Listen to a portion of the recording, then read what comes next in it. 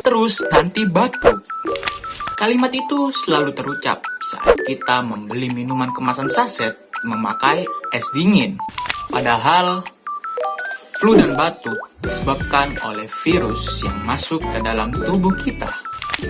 Meskipun tidak menyebabkan flu dan batuk, tapi minuman dalam kemasan dapat menyebabkan penyakit yang lebih berbahaya dari itu loh teman-teman.